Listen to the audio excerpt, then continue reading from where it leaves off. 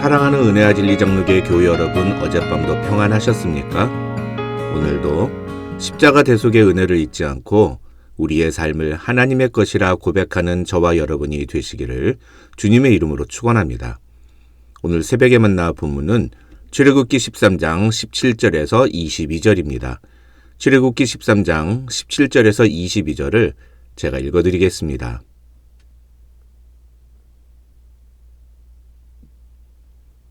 바로가 백성을 보낸 후에 블레셋 사람의 땅의 길은 가까울지라도 하나님이 그들을 그 길로 인도하지 아니하셨으니 이는 하나님이 말씀하시기를 이 백성이 전쟁을 하게 되면 마음을 돌이켜 애굽으로 돌아갈까 하셨음이라.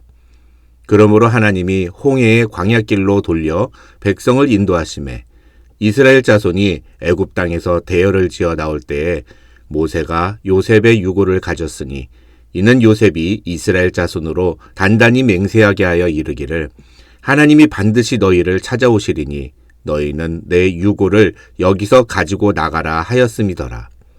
그들이 숫곳을 떠나 광야 끝 에담의 장막을 치니 여호와께서 그들 앞에서 가시며 낮에는 구름 기둥으로 그들의 길을 인도하시고 밤에는 불 기둥을 그들에게 비추사 밤이나 낮이나 진행하게 하시니 낮에는 구름 기둥, 밤에는 불 기둥이 백성 앞에서 떠나지 아니하니라.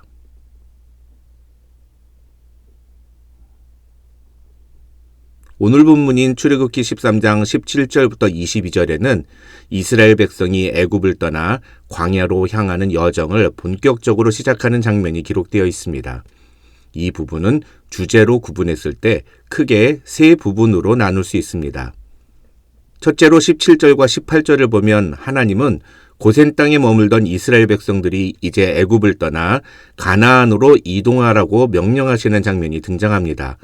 여기서 우리가 주목해야 하는 것은 17절에 나오는 블레셋 사람의 땅의 길은 가까울지라도 하나님이 그들을 그 길로 인도하지 아니하셨다는 내용입니다. 이 내용은 사실 지도를 가지고 설명드리면 쉽게 이해할 수 있는데 새벽의 만나에서는 그것이 불가능하니 말로 설명을 드리겠습니다. 우선 오늘 본문의 내용을 정확하게 이해하려면 이스라엘 민족이 홍해를 건너기 전까지 어떤 루트를 거쳤는가를 이해하는 것이 반드시 필요합니다. 그리고 그 모든 것의 출발점은 이스라엘 민족이 살았던 고센이라는 지역이 어디인가를 정확하게 아는 것입니다. 고센은 지금으로 말하면 카이로 북동쪽에 있는 지역입니다. 정확하게 거기가 어디인지 모르더라도 상관이 없습니다. 그냥 고센에서 동쪽으로 쭉 가면 시나이 반도 사막이 나오고 거기서 북동쪽으로 쭉 올라가면 바로 가자 지구를 거쳐서 지금의 헤브론과 예루살렘으로 향하는 길이 이어진다는 것만 이해하시면 됩니다. 이 길을 가리켜서 당시에는 해변길 혹은 블레셋 길이라고 불렀는데 이것은 말 그대로 이 길이 더운 사막을 비껴나서 해변을 따라 쭉 이어진 길이며 그 길을 따라가면 옛 블레셋, 지금으로 말하면 가자 지구로 이어지는 길이기 때문입니다. 그런데 이 길은 또 다른 하나의 이름이 있었습니다. 그것은 바로 호루스의 길이라는 이름이었습니다. 이 호루스의 길이라는 이름은 애굽왕 바로가 주로 이 길을 통해서 이스라엘이나 블레셋과 같은 북동쪽의 국가들을 침공할 때 이 도로를 이용한 데서 비롯됐는데 애굽은 이 도로 곳곳에 애굽군의 기지를 세워두고 그 앞에 애굽의 가장 중요한 신들 중에 하나이자 하늘과 애굽의 왕권을 상징하는 머리가 매의 모양인 호루스 신상을 세워두었다고 합니다. 그래서 그렇게 그 길을 갈 때마다 호루스의 신상들을 볼 수 있어서 그 길을 호루스의 길이라고 불렀다고 합니다. 문제는 만약에 출애굽한 이스라엘 민족이 이 해변길, 블레셋 길을 통과해서 가나안 땅으로 들어가려고 했다면 갈 때마다 애굽 군대의 기지를 거쳐야만 했다는 것입니다. 그리고 그랬다면 본문 17절에서 하나님이 말씀하신 것처럼 이스라엘 민족은 잦은 애굽 군대와의 전투 때문에 마음이 돌아서서 다시 애굽으로 돌아가는 게 나을 거라 생각했을 것입니다. 그래서 하나님은 이스라엘 백성들이 가나안으로 가는 빠른 해변길로 가지 않고 오히려 아래쪽으로 내려가서 홍해의 광야길로 돌아가게 인도하셨다는 것이 이 첫 번째 단락의 핵심 내용입니다. 이 대목에서 우리는 이스라엘 민족을 세심하게 다루시는 하나님의 인도하심에 대해 생각해 보아야 합니다. 물론 나중에 다시 자세하게 살펴보겠습니다만 이 홍해의 광야길은 결코 평탄하거나 순적한 길이 아니었습니다. 어떻게 보면 해변길로 가나 홍해 광야길로 가나 힘들고 어려운 것은 마찬가지였습니다.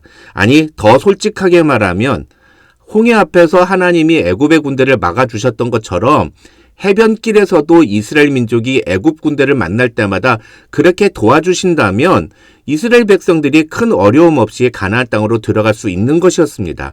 그러면 하루라도 빨리 가나안 땅으로 들어가서 이스라엘 민족이 안정적으로 그 땅을 차지할 수 있는 일이었습니다. 그러나 하나님은 그렇게 역사하지 않으시고 이스라엘 민족을 굳이 삥 돌아서 아래로 내려가서 홍해를 건너게 하십니다.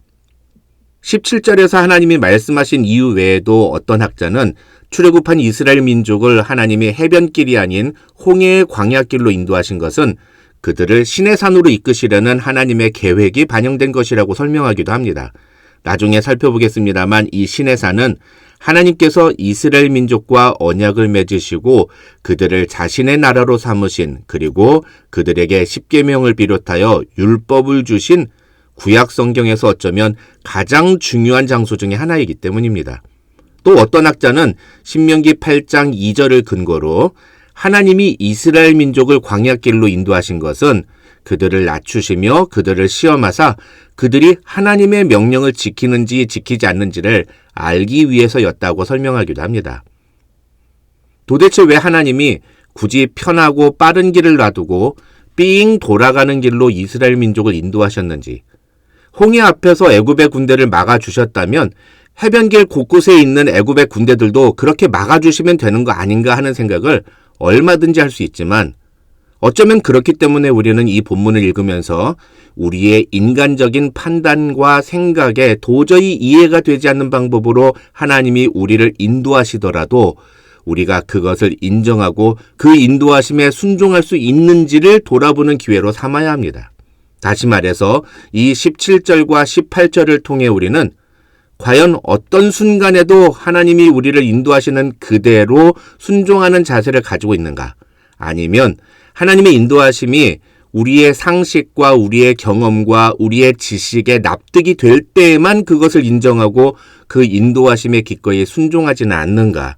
우리는 과연 어떤 모습인가를 생각해 보아야 한다는 것입니다. 그 다음 오늘 본문의 두 번째 부분은 19절입니다. 이 19절의 내용은 모세의 인도하에 이스라엘 민족이 애굽 땅을 떠날 때 요셉의 유언을 따라 요셉의 유고를 가지고 함께 출발했다는 내용입니다. 이 내용은 요셉이 죽기 전에 이스라엘 자손에게 하나님이 반드시 당신들을 돌보시리니 당신들은 여기서 내 해골을 메고 올라가겠다 하라고 유언을 남기며 맹세하는 창세기 50장 25절의 내용이 실제로 일어났음을 보여주는 장면입니다. 그래서 어떻게 보면 이 19절은 그냥 이스라엘 민족이 요셉의 유언을 따라서 요셉의 뼈를 가지고 같이 애굽을 떠났다 하는 식으로 가볍게 넘기기 쉬운데, 신학자들은 이 19절은 그렇게 가볍게 치부하고 넘길 내용이 아니라고 주장합니다. 결론만 말씀을 드리면 이 19절의 핵심은 이스라엘 민족이 요셉의 뼈를 가지고 올라갔다는 것이 아닙니다. 이 19절은 요셉이 죽기 전에 자신의 뼈에 대해서 말하기 전에 한 말인 창세기 50장 24절에 나오는 하나님이 반드시 당신들을 돌보시고 당신들을 이 땅에서 인도하여 내사 아브라함과 이삭과 야곱에게 맹세하신 땅에 이르게 하시리라는 예언이 성취되었다는 것이 핵심입니다. 그러니까 오늘 본문의 19절은 출애굽 사건은 어느 순간 갑자기 일어난 우연의 사건이 아니라 수백 년 전에 이미 요셉에 의해 예언된 하나님의 약속이 성취된 사건임을 보여주는 증거인 것입니다. 그렇게 놓고 볼 때 지금 이 요셉의 뼈를 들고 이동하는 이스라엘 민족의 마음에 어떤 마음이 가득했겠습니까? 수백 년 전에 우리의 이스라엘 민족이 이 애굽으로 오는데 결정적인 역할을 했던 이 요셉이 죽기 전에 예언했던 대로 우리가 정말로 하나님의 인도하심을 따라 다시 이 애굽을 떠나서 가나안 땅으로 돌아가는구나. 그런 마음의 감격이 있지 않았을까요? 사랑하는 성도 여러분, 저와 여러분에게도 이런 하나님의 언약의 증거가 분명하게 있기를 주님의 이름으로 축원합니다. 어려운 인생길을 가는 동안 우리와의 언약을 성실히 지키시는 하나님의 신실하심을 증명하는 그 증거가 우리에게도 있어야 합니다.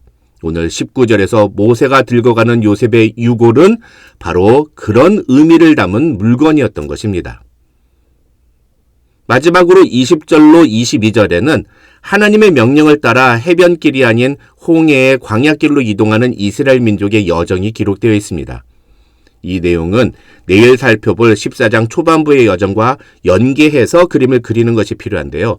간략하게만 설명을 드리면 20절을 보면 성경은 고센 땅을 떠난 이스라엘 민족이 숫곳을 떠나서 광야 끝 에담의 장막을 찾다고 설명합니다. 이것은 아직 홍해바다 쪽은 가지도 못한 상태고 어떻게 보면 고센 땅에서 동쪽으로 가지 않고 동남쪽으로 방향을 틀어서 나갔다는 그런 의미라고 볼 수 있습니다. 중요한 것은 이때부터 성경은 여호와께서 그들 앞에서 가시며 낮에는 구름기둥으로 그들의 길을 인도하시고 밤에는 불기둥을 그들에게 비추사 낮이나 밤이나 진행하게 하셨다고 기록하고 있다는 것입니다. 이 내용은 세 가지 차원에서 해석이 가능합니다. 첫째는 하나님께서 이스라엘 민족이 애굽 땅을 떠나는 첫 출발부터 그들과 함께 계시며 그들을 인도하셨다는 선언입니다. 애굽을 떠나는 순간부터 하나님은 이스라엘 백성들과 함께 하셨습니다. 하나님은 어느 한 순간만 우리와 함께 하시는 분이 아닌 우리가 그의 인도하심을 따라가기로 결정하는 순간부터 우리와 함께 하시는 하나님이십니다. 둘째로 이 과정에서 성경은 여호와께서 그들 앞에서 가셨다고 언급합니다. 광야는 길이 없는 곳입니다.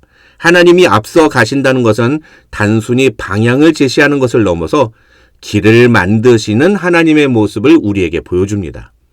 셋째로 성경은 하나님이 낮에는 구름기둥으로 밤에는 불기둥으로 그들을 비추사 밤이나 낮이나 진행하게 하셨다고 말합니다.